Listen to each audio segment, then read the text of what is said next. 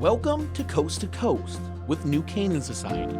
The first week of each month, the New Canaan Society podcast flies to the 30,000-foot level. Soaring across the country, we go coast to coast about men, our movement, and deeper meaning. So hold on. With Manhattan chapter Dr. Chip Roper on the East Coast and NCS President Mason Rutledge on the West Coast, here we go. Coast to Coast. This is NCS Coast to Coast. That's right. With Mason. I'm Mason from Everett, Washington, which is on the left coast. Yes. You are Chip. Chip from New York City. Dr. Chip Roper Dr. from Chip. the right coast. The right coast. In so many ways, more than positional. By the way, all the coasts are left, but it doesn't really matter. Yeah, you're right. Coastal elites. But I one of the things I've always enjoyed doing as I'm landing is praying for a city. So when I was exclusively ministering in Seattle, I'd land in Seattle and I'd have the chance to pray for the region that was just always moving. Well, you don't get I don't think you'll get a more glorious day to land in New York City than today. It's absolutely stellar. And fall, crisp air, and I landed at LaGuardia, which I'd never landed at before. I'm a Newark and a Kennedy guy, JFK they call it for short. And to pray for New York City. We just call it JFK, Mason. Oh, JFK? Nobody calls it Kennedy. All right. Nobody calls it Kennedy. Okay, good to know. Do you call it LG then? I don't know. LaGuardia.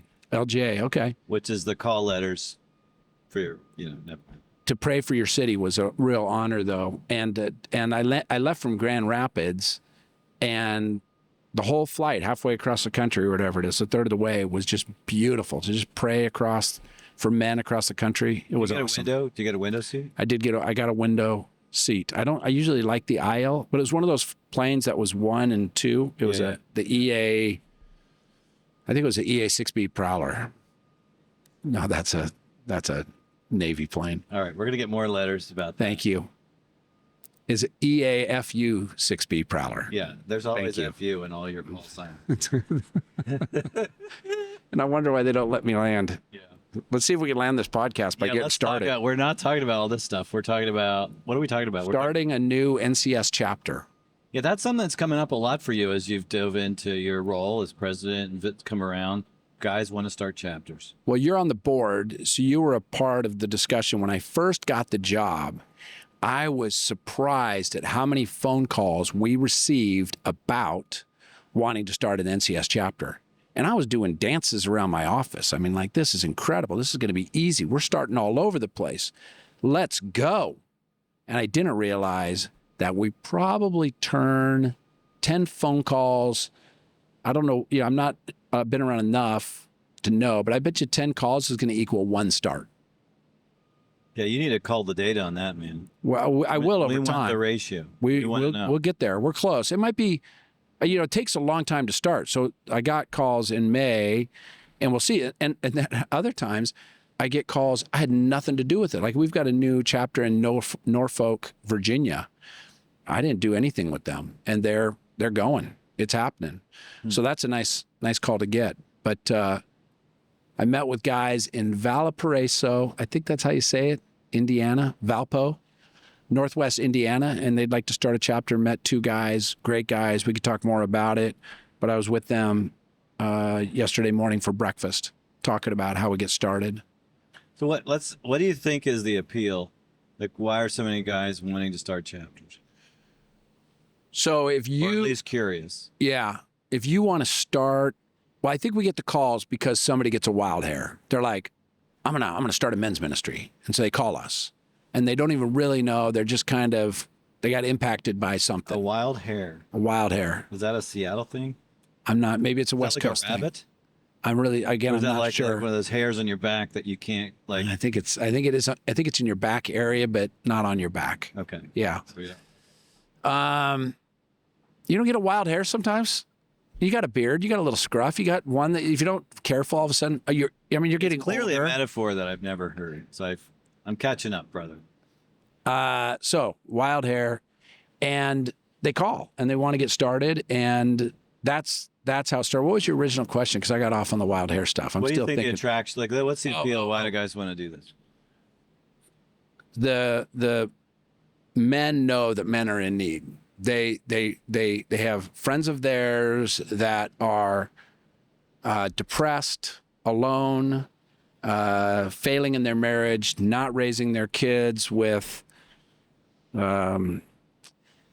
confidence. They see it. They see it in their own kids as their kids get older, and they see their friends. And so guys just know. And so they know personally, but now it's being backed up by media.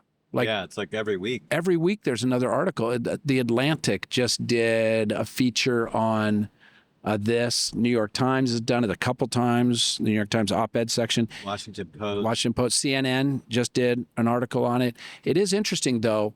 The articles are almost always in the op-ed section, because they're making a statement about what they think's going on. When it turns to news, you gotta say it with a little more confidence than I think maybe the media is willing to say. That's interesting. But the CNN did do it, but they did in their health section, and it was on the mental health of men. All right, so that's one theory. One theory is that guys see other guys hurting and they want to do something about it. And they get on Google and they go, men's ministry search. And we come up Still don't know how they find us. They scroll and find us. on the 18th page, on your 18th Google search page, you'll find NCS. No, they do it on AOL. AOL searches, we pop. I don't even know if AOL's still around. AOL. Yahoo What's that? searches. Yeah, I used MapQuest to get here. Works pretty well. Yeah, printed it out, highlighted. Dude, I used to be an electrician, like way, way back. And- Seriously? Yeah, and that's what we had to do back then. We had to print out. Actually, we had to copy. You photocopied a map and you highlighted your route to your customer. Wow. Yeah, Okay. it's like ancient history. Anyway, 220, 221. that's one of those. One explanation is that. What could some other explanations be? Do you think that for guys wanting to start a chapter? Well, you tell me. You must have some thoughts about it. You're working with business people around the country and the marketplace. What's going on? I think especially more senior guys are trying to figure out how to give back, how to either to share something they are glad they had, or create something they didn't have but wish they had. And I also think, I mean, a lot of, like, when you take your typical nonprofit ministry, there's actually not a lot for them to do besides write a check or be on the board. And we talked about this last time, the episode when we talked about church. I think my observation is that most churches have one or two really high-powered business guys or gals in their leadership, and that's usually, there's no oxygen for anybody else. So there's not like a free lane for impact, and I think that's another piece. So I think, there's that issue of legacy and impact, but then also, how do you do it? I don't want to reinvent the wheel, but there's not a lot of people don't know what to do with me as a fairly successful / independent professional. Right. They don't know what to do with me. And I think we've got a track they can run on. Yeah, they can jump in and go for it. That's these two guys in Valpo. They both have built businesses, they've sold businesses, and they're helping other men and women run their businesses now, consulting in other ways, and they want to make a difference. Now, and I'm so proud of these guys because honestly, a lot of dudes in that position, a lot of people in that position, they just want to ride it out. They're doing golf times and tennis lessons. And these guys are going, no, let's start something for our community. So I think you're onto something with a population of people that are getting older, and they saw what generations ahead have done in impact. And they might be looking, and I'm talking about the boomers, they might be looking at their own impact and going, have I done what I wanted to do? I don't know. I talked to Halftime, I think this week I talked to some guys at Halftime, a ministry that Bob Buford started with his book Halftime. And I think they're having some of the same things go on. And so we're talking to them about how do we work together with men. No, it's really good. My dad was a material scientist. So he's an engineer. Oh, wow. And a PhD, and loved his job. Loved us, my brother and I, my mom. But he also was really involved in his church, and the church that we were part of was a startup church that just kept growing. half of it started in their living room, and it grew to a church of 2,500, I guess, and which is big. And but he said to me, he was an elder. He started the men's ministry, did this kind of stuff. He said to me that being part of that church was one of the most significant things he felt like he ever did in his life, because it's like, and the men's ministry was a big part of that. He started that. And I think that, a lot of us are kind of we're on this quest for figuring out, like, how to do something that's significant, how to do something that matters. Like, he loved his job and he felt that was significant too. It wasn't an either or, it wasn't like a zero-sum game. But having invested in something that created spiritual community for hundreds and hundreds of people was something he felt really good at. He wasn't a speaker. He was a really affable guy. He was a really friendly guy. He would have loved NCS. But I think that's the piece of it. Like, I think it's something we need to hold out there, that, if God taps you on the shoulder to build an NCS chapter, that may actually be one of the most significant things you do in your life. Right. You're creating this space of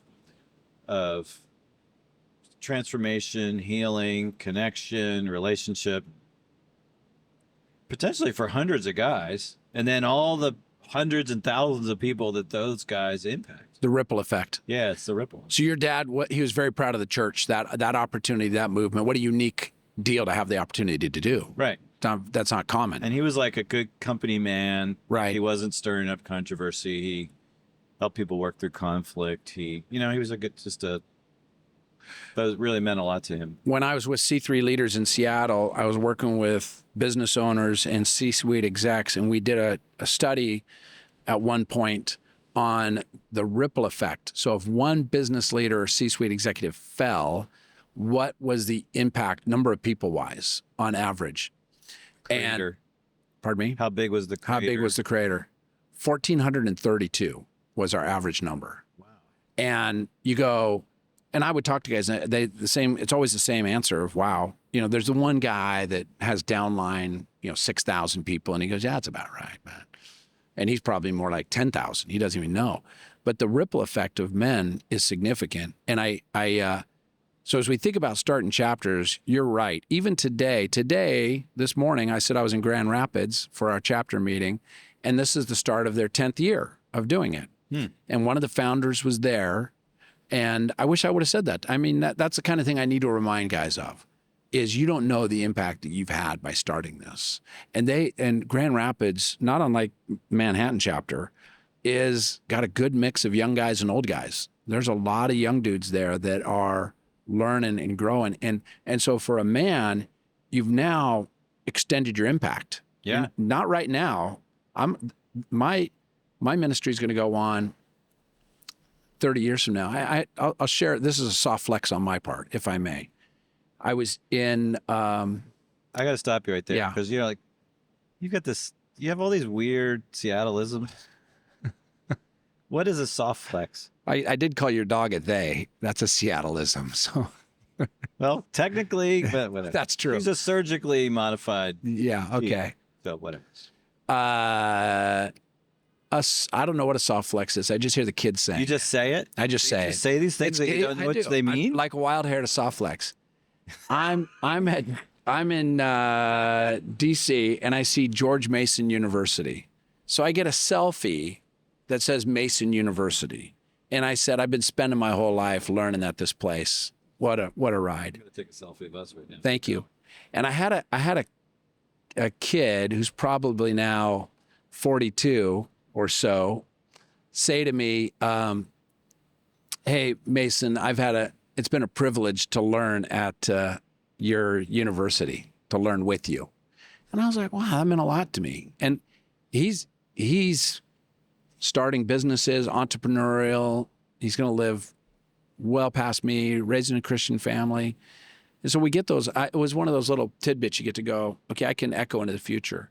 So I do think as guys start new NCS chapters, that's the opportunity they have, is to go, I'm gonna launch my impact into the future. Now, if that's your reason for doing it, probably needs to be more than that. Well, I mean, that's one of those tricky things where our motives are often mixed, right? Yeah, so it's correct. like there's a sense of, it could be like, I didn't leave my mark on the world, and I need to. So, which is there could be some toxic ego in that. There also could be a sense of stewardship, which would be very positive. That God's taught me some stuff. I've really valued friendships, like really deep spiritual friendships with other men, and I'm going to create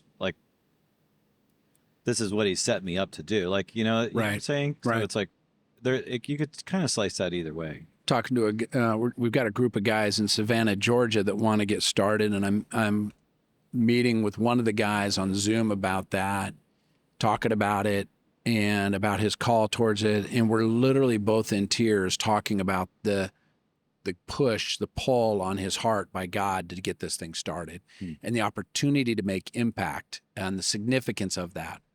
And I'm proud of him for doing that, because again, he doesn't. He could be doing other things.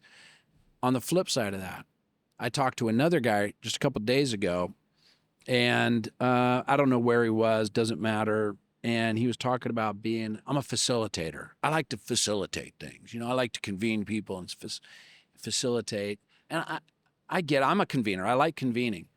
But I think we need to have a party with a purpose. Like, we just shouldn't convene to convene. We should be convening towards an objective, towards something. Now, with NCS, I think you could look at it and go, they're just getting together. Well, no, there is something we're moving towards, which is a depth of connectedness and relationship with each other and with the Lord. And so we do have an intentionality behind it. And we need more men with that kind of intentionality. And I think they're out there. I think there are men also out there that just want to build their database and connect and have influence, and it's not what we do, really. Right. And it's a fine line. So what we don't want our leaders is just about them in the sense that it's an ego thing to build their legacy, or it's an ego thing to build their network. And we want that intentional friendship with Jesus, friendship with each other. Mm-hmm. On the other hand, if part of what makes NCS work is that it's not like we don't muscle stuff. You know what I mean? Like there's an organic feel and vibe to it. That's a good word. We don't muscle stuff. Like it's like when you overswing. Yeah. No, I mean golfing, and then you hook it or slice, whatever. It's like we don't do that. And it's not, there's we have this interesting sweet spot. Are you just trying to mess with me? Is that what you're doing? Are you kind of poking the bear? You're kind of like, I don't think so. What did you call it? Muscle? Or muscle. I over muscle stuff all the time. Doesn't matter what it is. It's confession is good for the soul. It is, I guess. And that's probably been the number one thing I've had to learn in working on faith issues is going, Lord, I'm going to wait. I'm not going to push this. I'm going to see what you do. Now, I'm not going to just twiddle my thumbs. But I over muscle exercising, eating, television. I mean, I'm OCD. You're a binger. I get too tired to really binge, but I'm also good. I over muscle sleeping too. So all right. Well, this podcast is actually not about you, Mason. Oh, whoops. It's not my therapy. No, it's not. All right. We'll do that afterwards. Yeah. It's better if it's not on the air. I want to ask, what do you think you said it takes a while to start a chapter. Yeah. What do you think is so hard about starting a chapter? Well, the first thing that comes to mind isn't very nice, but it takes courage. It takes some cojones. Do you understand what that is? Is that in the West Coast? That's Seattle. We know what that is. Yeah. Okay. So, but I still wonder about that. I mean, courage to do what? To actually launch. Invite people? Actually launch. Because you could talk about it, but as soon as you say, I've got a date, we've got a date, we have a place, we've sent the invitations, you're on the line. It's real. You could fail. Right. And it's going to be a public failure. And it's God's vision in my life, so then it's God failing me. So there's just a lot of complexity. Or am I failing to hear God? Yeah. We get all wound around. I did it wrong. And okay, so courage is one thing. Courage. What else? What else makes this difficult? They want to. It's funny because this kind of seems the opposite of what I just said, but they want it to be complex. Like they want a program, just plug and play. And when we step back and go, it's going to be organic. You're going to develop it. You're going to find the place. You're going to have speakers. Here's what we do. This is the end product. Like guys would love curriculum. Here's the book. Open the book. Go for it. And we do Our have. Myers-Briggs S's. Okay. We. You're like, whatever. That's my language. I'm There an you go. INTJ, so You're an N. You like to figure things out. Like you get energy from figuring things out. 100%. So yeah. Um, So you don't understand people that want a manual.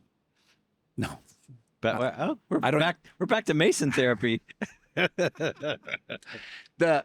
I don't know. I've never seen a manual, so I don't know what that. Anyway, they would like to receive a play, and we do have a new chapter playbook, so it's not totally outside the realm, but that's part of it. There are legit challenges around finding a place that could be, because I'm guys I met with recently are like, I think I can meet at my church, and I'm like, oh.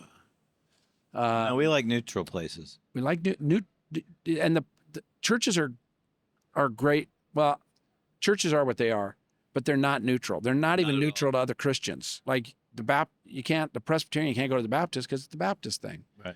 And most of the time, church building. Second Baptists don't go to First Baptist. And the other thing about churches is the buildings themselves usually aren't very conducive to things outside of Sunday morning, which is just too bad. I think we're doing better on that, but in building of All right, churches, so having the courage to start, put it out there. You could fail. Finding a place that's good, convenient what am I actually doing? Neutral, Like I right. want to just check boxes. program.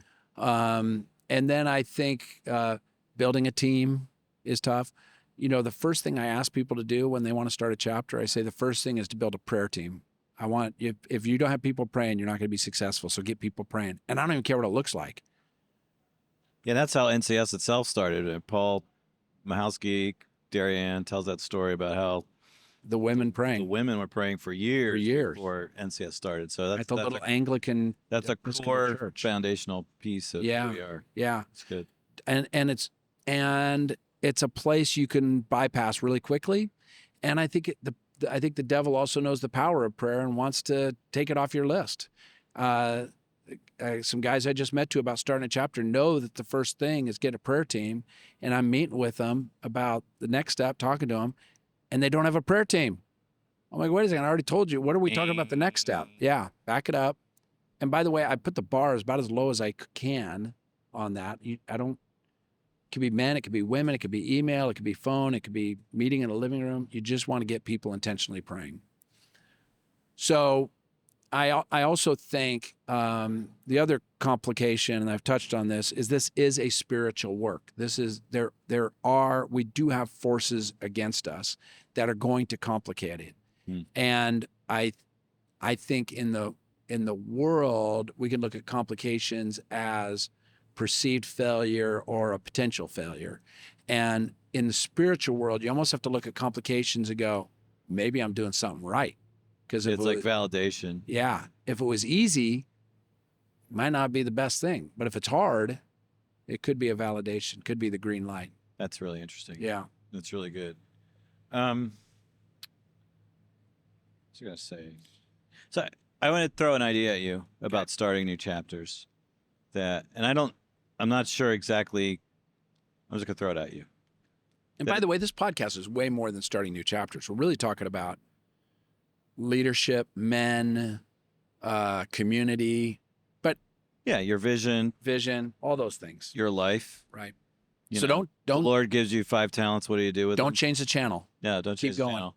No, I just wonder if your job is more to find the kind of people that will start chapters rather than train people to start chapters. Oh, that's a good word. Yeah. What do you think of that?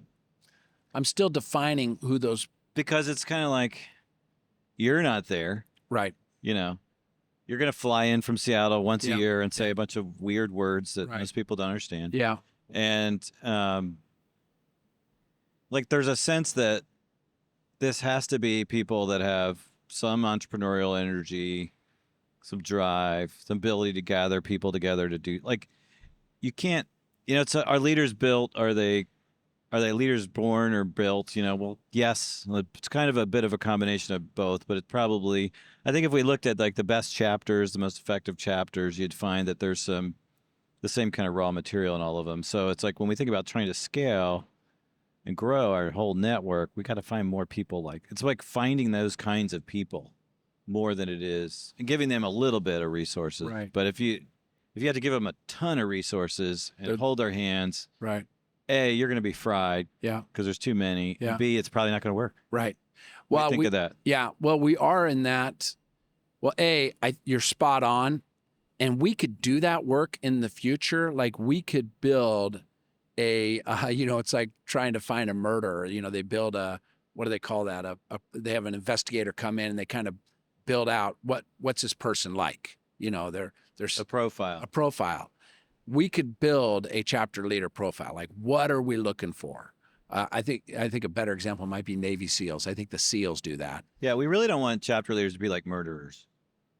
No, Killers. You're right. Yeah, stone cold killers. Anyway. So I think we could build that profile over time, and that wouldn't be that'd be a really good thing to do. So that's, first of all, the thing that's interesting is the starting of a chapter versus the maintaining of a chapter. So a lot of our chapter leaders now around the country are maintenance guys. They're running it.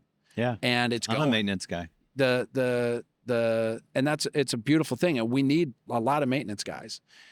What we're doing right now, because we literally have 12 cities that are saying they want NCS pretty intentionally, like they're engaged. San Diego, Valparaiso, Port Angeles, Washington. I mean, these are kind of small places. So in we have 12 of those, and then we have probably another 15 to 20 cities that we've got some level of prospect, but we can't tell yet what's going on. It's at 12, it's already too many. So I've talked to board members about this. We're intentionally stepping back to say, You didn't talk to me about it. well, there's a number of you. And we're intentionally stepping back and Going back to that FU thing. I only talk to you when there's a mic present. Yeah, that's right. So when we can. For many reasons. But we're kind of stepping back and going, and the old, see what God's doing and then participate in it when he moves. So we're just kind of waiting to watch. Where's God moving? And then we want to participate. Now, I will say there are places like DC and Boston, DC particularly right now, where we've had a chapter, we've got some great, great history, and we need a chapter again. In January, we're going to be very intentional about getting DC started again. And then in Boston, we're just trying to till soil because it seems like a city that that should work well for us. Interesting. There are cities that we work well in. So we've got both going on. Where we're intentionally moving and where we're waiting and watching and going, okay, God, when you move in this person's life, we're going to hop on it and help. But I think building a profile is really a great idea. I've got a friend in Phoenix, in Scottsdale, that could help me with that. He's done this for companies. It's a great way to work, really. Yeah, I think that'd be a great idea. Yeah.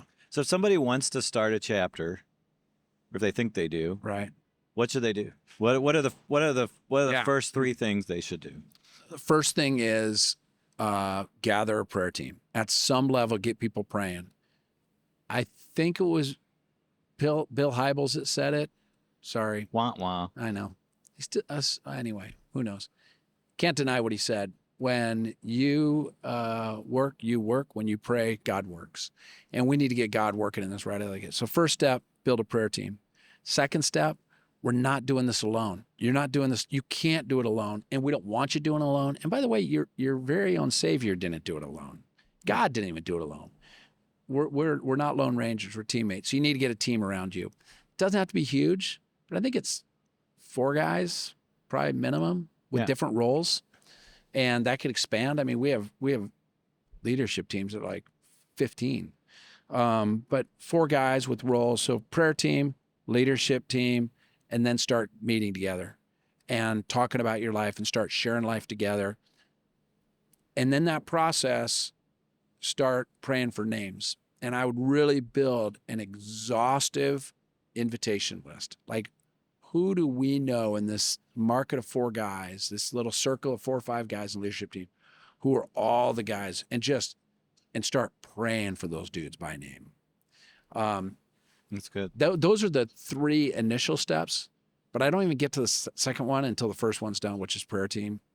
And that's now, we are building out a process where this will happen through a workflow. So I'm not involved in all this. It'll be emails. It'll be our office. Some of it will be me.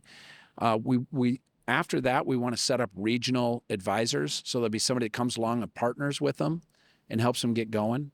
And that's how you get started. And then you get to the technical stuff like finding a place and how often are we going to meet and how do we get speakers. But those really are easy answers. It just takes a little bit of time. Even when I was meeting with these guys in Valpo about where to meet, it wasn't 10 minutes into our conversation like, oh, I know where we can meet. There's such and so's office. Yeah, there's lots of. There's places. Just takes some thinking. I have one more thought about launching a chapter, Okay. and that's that you should plan on a 10-week, every week stretch when you launch, because I think when you Say that again. So when you launch, when Yeah. you say this is our launch date, you should Right. plan on we're going to meet every week for 10 weeks from that launch date forward. As a So- chapter, Yeah, so that you build momentum. I think initially. at least initially, because what happens with guys is like, is this the week? Yeah, right. You know, and if it's once a month, that's really hard. You miss one, Mhm. you miss 2 months. Mhm. If it's every other week, you're still doing math. And I just think that it sounds overwhelming. But like we did that with our chapter meets every week, but we did that with our energy group, which is another topic we should talk about on a future episode. And energy groups historically met once a month here in Manhattan anyway. But we were like, we're gonna meet every week. And we just got used to it Yeah. very quickly. We bonded very quickly, and it's just become part of our rhythm. And then every now and then somebody misses, not very much. Right. And I think you get momentum that way. And I think there's something to Here- the cadence. And I think this would be the principle that you're saying is if you're going to dive in, dive in. You're It not, gets back to the courage point. it's, yeah. Just go for it. Go for it. And yeah, it's risky. I think it's a really good point. We did have a chapter just start and in Richmond, Virginia, great guys leading it. They're meeting once a month and they're doing the opposite of what and I'm learning and they're learning, but we probably in that case did the opposite of what we should have done. Because instead of jumping in strong, they feel like they're going to build strong, and maybe they will. And Yeah, and God bless them in it. Who knows? They're a little overwhelmed. When you talk about a speaker every week, that freaks guys out. It Yeah. does. Even and I go back to something Jay Helvey shares from Jay Helvey, from yeah. Winston-Salem. right. That they were planning. They had this big speaker lined up for their launch years ago, and they were gonna. This is like before Zoom, because it's back in the Flintstones era, and they had this guy that was gonna somehow satellite in and big speaker and all that stuff. So the uplink didn't work, and one of their guys had to just give his story, and to this day, Jay shares that's the best thing that ever happened to that chapter. Wow. And I think that you've got a team. If you go through those gates that you outlined, Yeah. you got a team. They're praying together. They're doing life together. You could easily have a combination of some outside speakers and guys telling their stories. yeah. And you could get a 10-week launch. You can. Right. I think, right out of the gate. I did have somebody say to me, I think that we shouldn't be starting new chapters. We should just be growing our big chapters. And I don't think it's a tyranny of the or. I think it's a genius of the and. We need to be doing both. I want Manhattan to thrive, which it's doing, and Winston-Salem to thrive. But the truth is, if we start a new chapter in Richmond, we're going to reach more men. Just going to Well, happen. NCS is like we call it a movement. Yeah. And part of the dynamics of a movement are people like Jay and Michael Tremaine. They just Right. went and saw it, and they took it back to their city and Yeah. they did it. Yeah, And- Michael Tremaine was in New York, but he's from Orlando, right? Yeah. And then he went Right. down and started the Park Society. He didn't even call it New Canaan Society. And out of that grew, and that's what's happening in Richmond. One of Michael Tremaine's high school roommates, Michael invites him to Michael Tremaine's our board chair, invites his buddy to the national retreat. He goes to the national retreat and he goes, I want this in my city. And Yeah. John comes back to Richmond and we have a chapter 4 months later because he saw it, now he wants it. So that's, That's beautiful. that's the way it works. That's the way it worked. That's a movement. Yeah, that's a movement. I want to go back to the FU. You do? Yeah. Let's go. We can end with that because Because you the it's time thing, to land the plane. when you asked when I was arriving or something, I said okay. Your response was a little bit snarky. I mean, it's like K is not a time or something like that. Or Me? yeah, I had a snarky a response. little, I read your text as snarky. How do you read that in my text? I read everything as snarky. I'm Norwegian. It's actually a little scary because it's true. It was snarky. I figured it was. I also know you. So I just felt like I had freedom, I guess. That's what I'll say. And so that might have been what happened. We should also remember, Pete, that we're not being snarky when we say subscribe to this podcast, tell guys in your chapter about the podcast, make a comment about it. A good comment. A good you can 5 stars. 5 stars only. You read it. If you make a 5, how about this? You make a 5-star review, we'll read it. Yeah, that's fine. I don't think it'll we won't be wasting a lot of our time on those. And we've been getting good text messages from guys on planes listening to it saying, way to go. And so it's been fun to do it. It is fun. It's good to see you. Good Thanks, to be Jay. here together in New York. We'll be And, talking about new chapters after this. That's right. See you guys on our next episode. Peace. Thank you for listening to the New Canaan Society podcast. Remember to subscribe and comment. For more about NCS, go to newcanansociety.org. God bless.